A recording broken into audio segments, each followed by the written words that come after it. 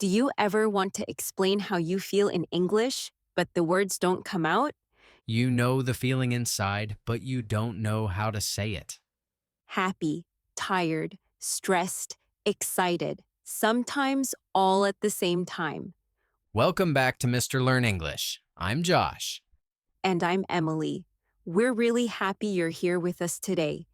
Today's episode is about something we all feel every day: Emotions. how to talk about emotions in English clearly, simply, and naturally. Not big academic words. Real words. Words people actually use in daily life. Before we begin, we just want to say one quick thing. If these English podcast episodes have been helpful for you so far, please give this video a like. It really helps us and helps more learners find these lessons. All right, let's begin. Emily, how are you feeling right now? That's a good question. Right now, I feel calm, a little relaxed. I had a quiet morning, some coffee, and time to think. That makes me feel calm. I like that feeling. That sounds really nice. Right now, I feel focused. I feel good talking with you and sharing this lesson. And that's already English. We're already talking about emotions. Exactly.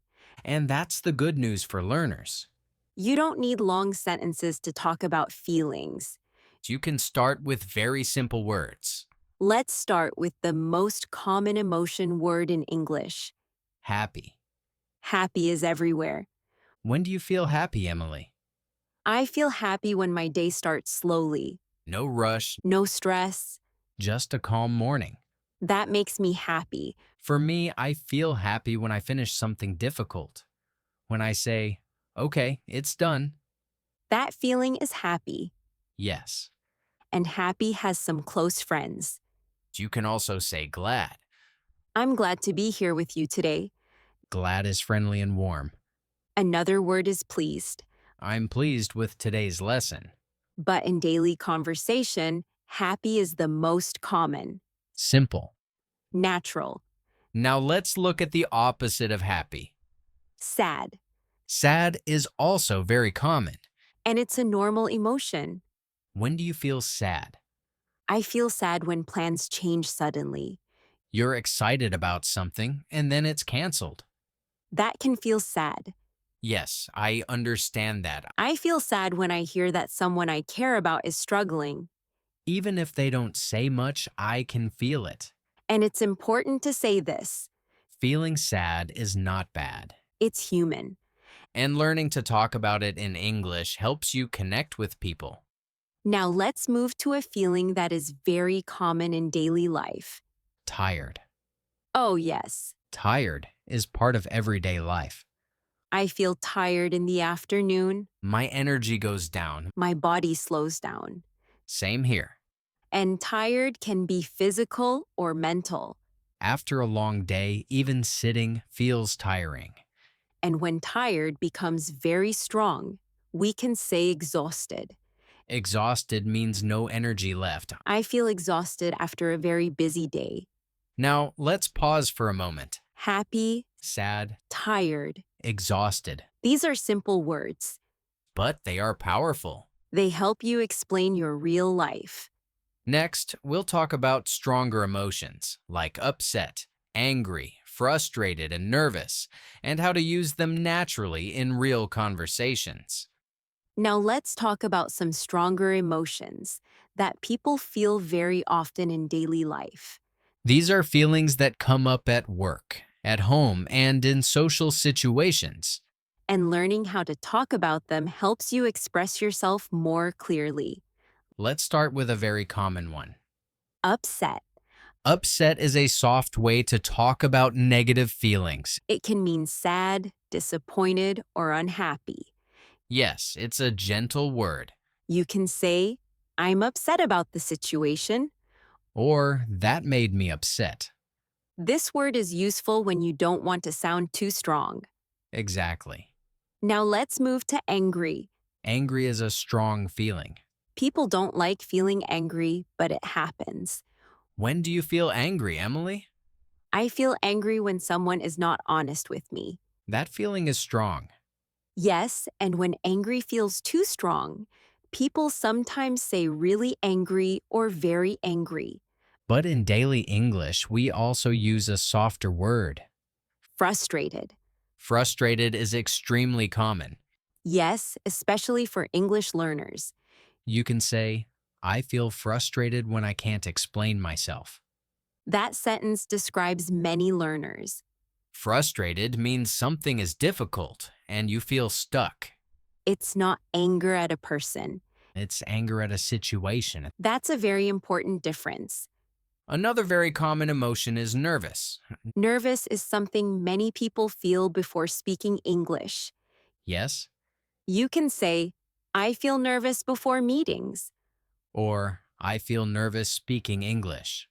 Both are very natural sentences.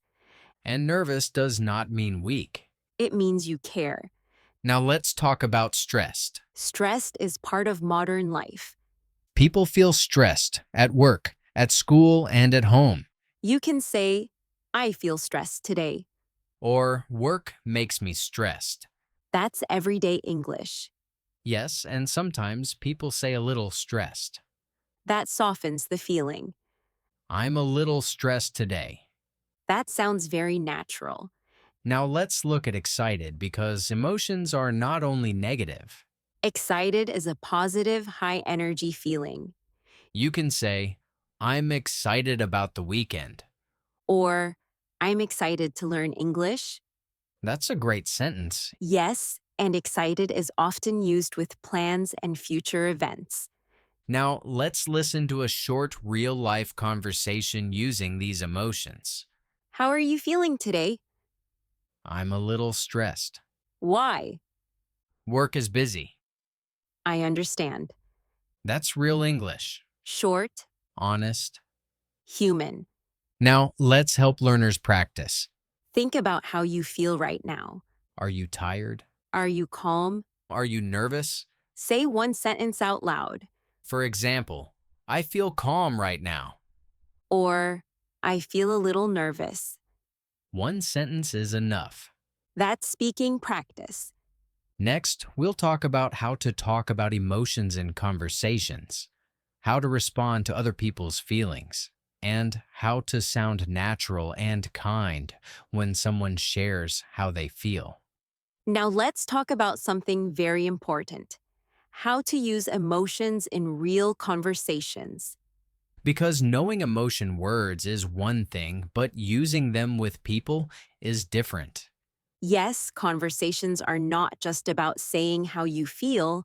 They're also about listening and responding. When someone tells you how they feel, you don't need a long answer. Short, kind responses are enough. Let's start with a very common situation. Someone says, I'm tired. What can you say? You can say, yeah, me too. Or, I understand. Or, that sounds hard. All of these are natural. You don't need to fix the problem. You just need to respond. Now, imagine someone says, I'm stressed. That happens a lot.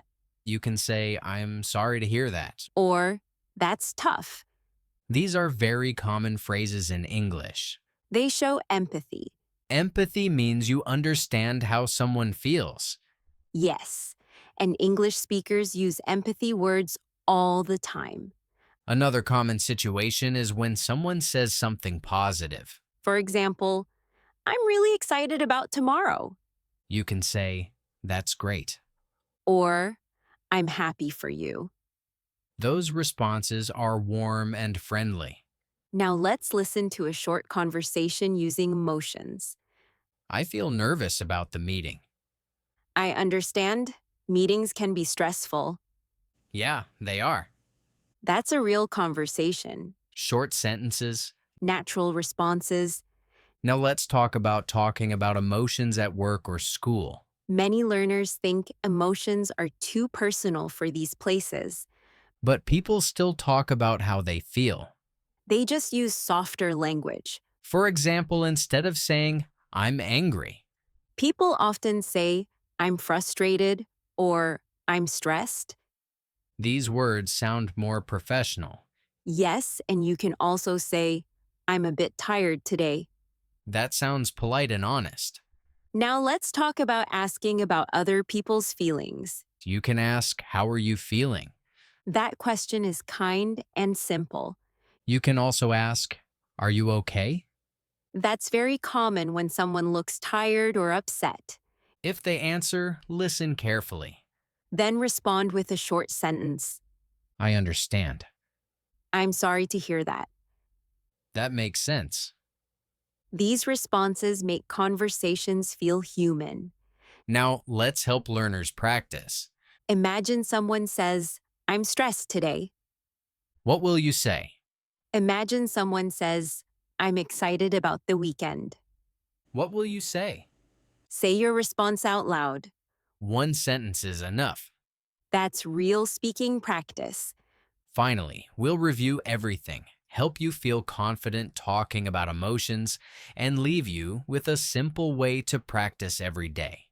Now let's slow down and review everything we talked about today, because learning to talk about emotions takes time and kindness toward yourself.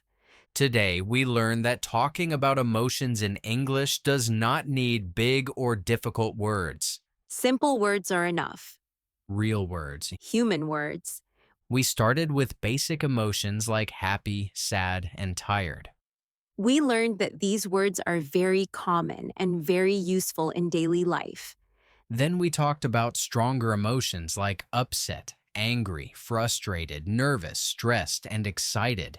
These feelings happen to everyone, every day. And learning how to talk about them helps you connect with people. We also practiced how to respond when someone tells you how they feel.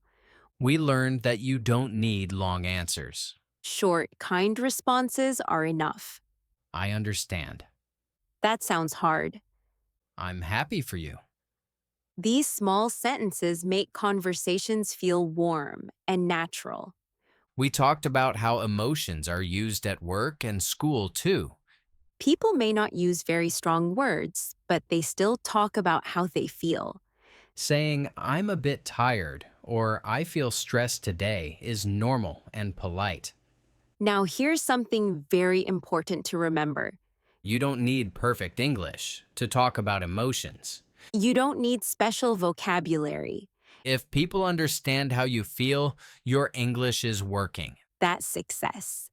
Now let's talk about how you can practice this every day.